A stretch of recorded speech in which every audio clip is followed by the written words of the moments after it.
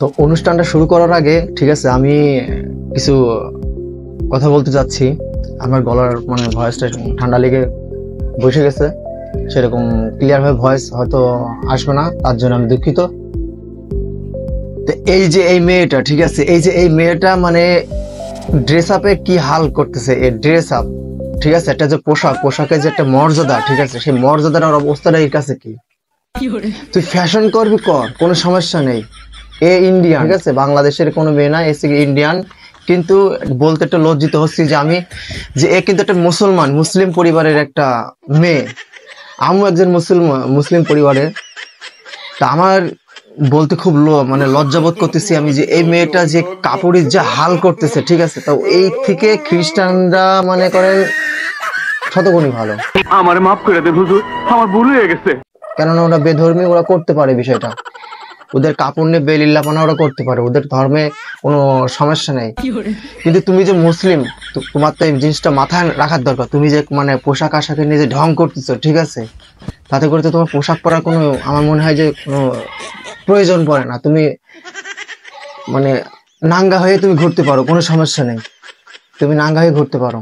আর এই মেয়েটার নাম হচ্ছে কি উর্ফি জাভেদ, ঠিক আছে, মেয়েটার নামটা হচ্ছে উর্ফি জাভেদ।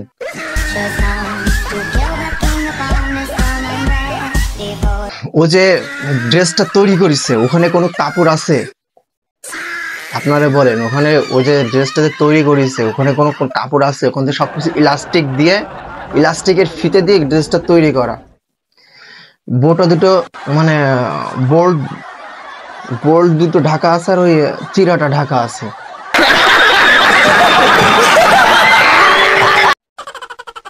তাছাড়া কিছু ঢাকা নেই। ওই পোশাক পরে যদি বাইরে যায় ঠিক আছে, আমাদের মতো আমরা তো হচ্ছে গিয়ে আমরা কি বলবো ঠিক আছে, মানে ইয়াং ছেলে পেলেরা তো মনে হচ্ছে কখন যদি মানে ফাঁক পেয়ে যদি আঙুল পুড়ে দেয়, ও কিছু করতে পারবে, ঠেকা দিতে পারবে?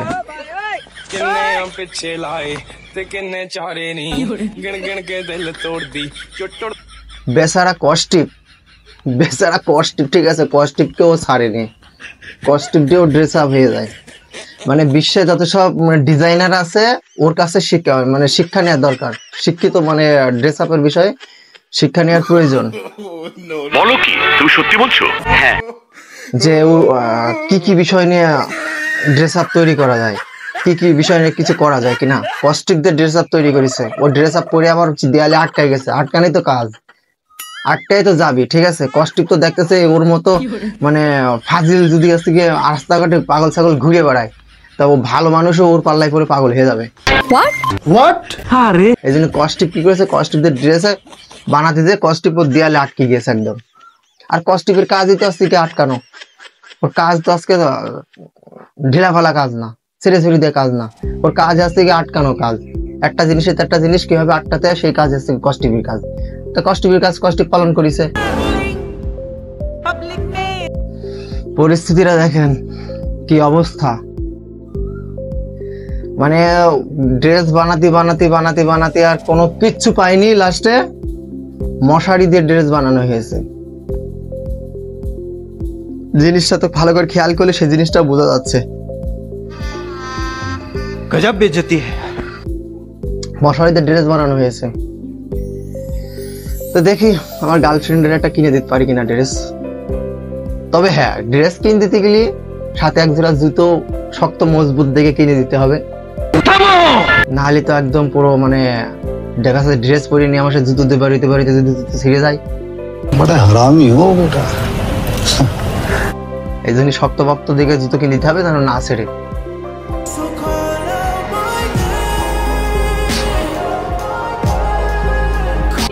ফ্যাশনের স্টাইলটা দেখেন, মানে এই কয়েকটা তো কাপড় চুপড় পরে ছিল ঠিক আছে, কাপড় চুপড় যাই একটু ফিতে পাতা মানে একটু বল্টু ঢেকে ছিল, এটাই কোনো ঢাকাঢাকি নেই।